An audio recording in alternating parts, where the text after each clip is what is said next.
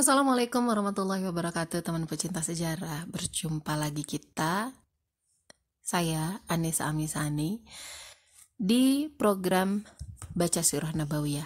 Hari ini kita masuk ke episode ke-49, menuju penghujung ya teman ya. Dan judul hari ini yang akan kita baca adalah berita masuk Islamnya Adi bin Hatim.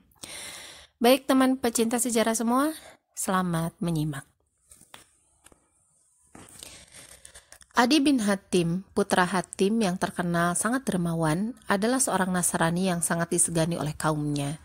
Ia berhak mengambil 1/4 barang rampasan perang yang berhasil dijarah oleh kaumnya sebagai tradisi yang berlaku di kalangan orang-orang Arab pada waktu itu.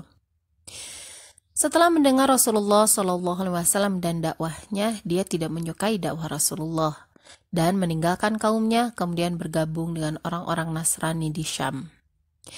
Adi menuturkan kisahnya. Kemudian, aku lebih membenci keberadaanku di sana ketimbang kebencianku kepada Rasulullah SAW. Lalu aku putuskan lebih baik aku pergi menemuinya. Kalau ia seorang raja atau pendusta, niscaya aku dapat mengetahuinya, dan jika ia seorang yang benar, maka aku harus mengikutinya. Kemudian aku berangkat hingga aku berada di hadapan Rasulullah SAW di Madinah. Aku menemui beliau ketika beliau berada di masjidnya, lalu aku ucapkan salam kepadanya. Beliau bertanya, "Siapa Anda?" Aku menjawab, "Adi bin Hatim." Rasulullah SAW kemudian berdiri dan membawaku ke rumahnya. Demi Allah, ketika beliau membawaku ke rumah, tiba-tiba ada seorang perempuan tua dan lemah yang mencegatnya. Kemudian beliau pun berhenti lama sekali kepada wanita yang mengajukan keperluannya kepada beliau itu. Menyaksikan hal ini, aku berkata di dalam hati, demi Allah, ini bukan gaya seorang raja. Setelah itu Rasulullah SAW berjalan lagi membawaku. Ketika membawaku masuk ke dalam rumahnya, beliau mengambil sebuah bantal dari kulit yang sangat sederhana, kemudian melemparkannya kepadaku seraya berkata, "Duduklah di atasnya." Aku menjawab, "Anda sajalah." Kemudian aku pun duduk di atas bantal itu, sedangkan beliau sendiri duduk di atas tanah. Di dalam hati aku berkata, demi Allah, ini bukan perilaku seorang raja. Kemudian beliau berkata, "Wahai Adi bin Hatim, apakah engkau mengetahui ilah selain Allah?" Aku menjawab, "Tidak." Beliau bertanya lagi, "Tidakkah engkau seorang yang beragama?" Aku jawab, "Ya, benar demikian." Beliau bertanya lagi, "Tidakkah engkau memungut 1/4 dari barang rampasan yang diperoleh kaummu?" Aku jawab, "Ya, benar demikian." Beliau kemudian berkomentar, "Sesungguhnya hal itu tidak dihalalkan oleh agamamu." Aku jawab, "Demi Allah, memang dilarang." Selanjutnya beliau berkata, "Wahai Adi bin Hatim, barangkali engkau memeluk agama ini, Islam, karena melihat kemiskinan di kalangan pemeluknya. Demi Allah, sebentar lagi harta kekayaan akan berlimpah ruah kepada mereka, kaum muslimin, sehingga tidak ada lagi orang yang mau mengambilnya. Barangkali engkau masih enggan memeluk agama ini atau Islam karena banyaknya musuh mereka dan sedikitnya jumlah mereka. Demi Allah, sebentar lagi engkau akan mendengar seorang wanita yang pergi dari Qadisiyah menunggang ontanya ke rumah ini tanpa rasa takut. Barangkali engkau masih enggan memeluk agama ini karena kerajaan dan kekuasaan masih berada di tangan orang-orang selain mereka. Demi Allah, sebentar lagi engkau akan mendengar tentang istana-istana putih dari Babilonia jatuh ke tangan mereka, atau kaum muslimin." Adi berkata, "Kemudian aku pun masuk Islam." Adi berkata, "Kemudian aku telah menyaksikan 2 hal yang disebutkan Rasulullah SAW di atas. Wanita yang pergi dari Qadisiyah ke Madinah sendiri tanpa rasa takut sebagaimana diramalkan Nabi SAW. Dan aku sendiri ikut dalam pasukan pertama penyerbuan harta kekayaan Kisra. Aku bersumpah kepada Allah, hal ketiga yang dijanjikan Nabi pasti akan terbukti." Beberapa ibrah. Adi bin Hatim datang kepada Rasulullah SAW dan berita masuk Islamnya pada tahun kedatangan para utusan dari berbagai penjuru dan tempat.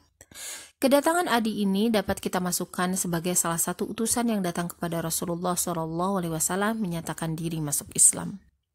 Tetapi sengaja kami membahasnya secara khusus karena ia mengandung sejumlah pelajaran penting tentang dasar-dasar akidah Islam. Di dalam kisah ini terdapat analisis yang mendalam, bahkan gambaran yang sangat jelas tentang pribadi Nabi Shallallahu Alaihi Wasallam. Kepribadian yang nampak secara jelas bagi Adi bin Hatim, bersih dari segala kotoran, kepemimpinan, kerajaan, ambisi kekuasaan, atau kesombongan. Kepribadian yang tidak menampakkan sisi lain kecuali sebagai seorang rasul dari penguasa alam semesta kepada semua umat manusia. Kepribadian yang menjadi keimanan dan rahasia keislaman Adi bin Hatim. Marilah kita merenungkan apa yang pernah direnungkan oleh Adi bin Hatim. Marilah kita mengambil pelajaran dari apa yang pernah dijadikan pelajaran oleh Adi bin Hatim untuk menambah keimanan dan keyakinan kita kepada kenabian penghulu kita Muhammad Sallallahu Alaihi Wasallam. Marilah kita renungkan sejenak karakteristik yang diungkapkan oleh Adi bin Hatim ketika menggambarkan kepribadian Nabi Sallallahu Alaihi Wasallam yang kemudian menjadi sebab keimanannya. Adi menuturkan, "Demi Allah, ketika beliau membawaku ke rumah, tiba-tiba ada seorang wanita tua dan lemah yang mencegatnya. Kemudian beliau pun berhenti lama sekali kepada wanita yang mengajukan keperluannya kepada beliau ini. Menyaksikan hal ini, aku berkata di dalam hati, demi Allah, ini bukan gaya seorang raja." Memang benar, seorang raja atau seorang yang berambisi kepemimpinan dan kemegahan dunia tidak akan dapat bersabar melakukan hal tersebut. Tetapi bagi Rasulullah SAW, hal itu sudah menjadi tabiat dan kepribadiannya di setiap keadaan dan waktu. Beliau tidak pernah berbeda dari para sahabatnya dalam suatu majelis. Kehidupan dan pola hidupnya pun tidak pernah mengungguli taraf hidup orang-orang fakir dan miskin. Beliau tidak pernah makan di atas piring sama sekali. Beliau tidak pernah berpangku tangan sementara para sahabatnya menekuni pekerjaan. Demikianlah kepribadian Nabi Shallallahu Alaihi Wasallam hingga beliau meninggalkan dunia yang fana ini. Semua itu tidak lain hanyalah merupakan kenabian yang dikaruniakan Allah kepadanya. Adi berkata, ketika membawaku masuk ke dalam rumahnya, beliau mengambil sebuah bantal dari kulit yang sangat sederhana, kemudian melemparkannya kepadaku seraya berkata, "Duduklah di atasnya." Kemudian aku duduk di atas bantal itu, sedangkan beliau sendiri duduk di atas tanah. Lalu aku berkata dalam hati, demi Allah, ini bukan perilaku seorang raja. Barangkali Adi sebagai orang yang punya kedudukan tinggi di tengah kaumnya mengira akan mendapatkan isi rumah Rasulullah SAW sebagaimana perabotan rumahnya yang megah. Tetapi ia dikejutkan oleh keadaan yang sebaliknya.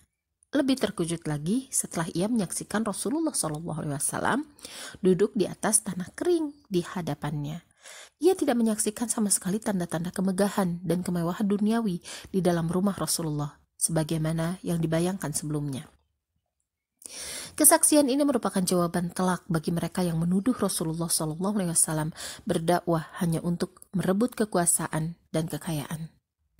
Selanjutnya Adi mengungkapkan pembicaraan Nabi SAW tentang masa depan Islam dan kaum muslimin.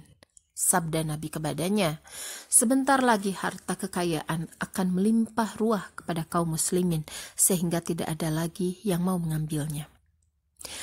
Ramalan Rasulullah SAW ini telah terbukti kebenarannya di zaman Umar bin Abdul Aziz. Di masa pemerintahannya, Umar bin Abdul Aziz pernah mengutus para petugas untuk memungut harta zakat, kemudian membagikannya kepada para mustahiknya di seantero Afrika. Tetapi para petugas tersebut terpaksa membawa kembali harta zakat itu karena tidak menemukan orang-orang yang berhak menerimanya, sehingga harta tersebut dipakai untuk membeli budak-budak belian, kemudian dibebaskan. Sabda Nabi SAW kepada Adi, sebentar lagi engkau akan mendengar seorang wanita yang pergi dari Qadisiyah menunggang ontaknya ke rumah ini, Masjid Nabawi, tanpa rasa takut sama sekali.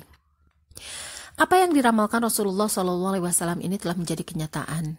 Keamanan dan kedamaian Islam pernah menyebar di wilayah tersebut, sehingga orang-orang yang melewati wilayah tersebut merasa aman dari gangguan apapun, kecuali rasa takut kepada Allah dan kekhawatiran terhadap serigala yang akan memangsa kambingnya, sebagaimana disebutkan oleh hadis lain. Selanjutnya Nabi SAW bersabda kepada Adi, demi Allah, sebentar lagi engkau akan mendengar tentang istana-istana putih di Babilonia jatuh ke tangan kaum muslimin. Apa yang diramalkan oleh Nabi Shallallahu Alaihi Wasallam ini pun telah menjadi kenyataan. Kita semua telah mendengar dan menyaksikan hal-hal tersebut. Segala puji milik Allah yang telah menunaikan segala janjinya kepada Rasulnya. Adi telah mendapatkan tanda-tanda kenabian yang benar di dalam gaya hidup dan kehidupan Rasulullah Shallallahu Alaihi Wasallam, sebagaimana ia juga mendapatkan di dalam pembicaraan beliau. Selanjutnya ia mendapatkan bukti kebenaran ucapan Nabi di dalam peristiwa-peristiwa sejarah, sehingga semuanya itu menjadi sebab dan menguat keislamannya serta mendorongnya untuk melepaskan segala bentuk pola hidup dan kehidupannya. Jika seorang yang berakal sehat memiliki kebebasan berpikir, pasti akan menerima kebenaran Islam dan mengimaninya, sekalipun melalui proses dan perjalanan yang berat. Tetapi jika ia tidak memiliki kebebasan berpikir dan kehilangan kesucian akal, maka ia akan dikuasai oleh hawa nafsu dan rasa benci, sehingga ia tidak dapat melepaskan diri dari cengkraman kebatilan dan kebodohan. Maha benar Allah Rabbul Alamin ketika menjelaskan sifat-sifat mereka ini kepada kita dalam kitabnya. Mereka berkata, hati mereka berada dalam tutupan atau orang yang menutupi apa yang kamu seru kami kepadanya, dan di telinga kami ada sumbatan, dan antara kami dan kamu ada dinding. Maka bekerjalah kamu, sesungguhnya kami bekerja pula. Surat Fussilat ayat 5. Masya Allah, luar biasa kisah hari ini, kisah Adi bin Hatim. Teman pecinta sejarah, demikian program baca surah Nabawiyah episode ke-49 kali ini. Semoga bermanfaat. Mohon maaf atas semua kesalahan. Insya Allah bertemu lagi besok. Oh iya, jangan lupa untuk follow akun saya yang lain di Instagram dengan nama Anissa Amisani, juga di Facebook dengan nama yang sama dengan akun YouTube ini. Baik, teman pecinta sejarah, sampai jumpa besok. Insya Allah dengan judul yang berbeda di ujung-ujung episode Sirah Nabawiyah. Terima kasih sudah menyimak. Wassalamualaikum warahmatullahi wabarakatuh.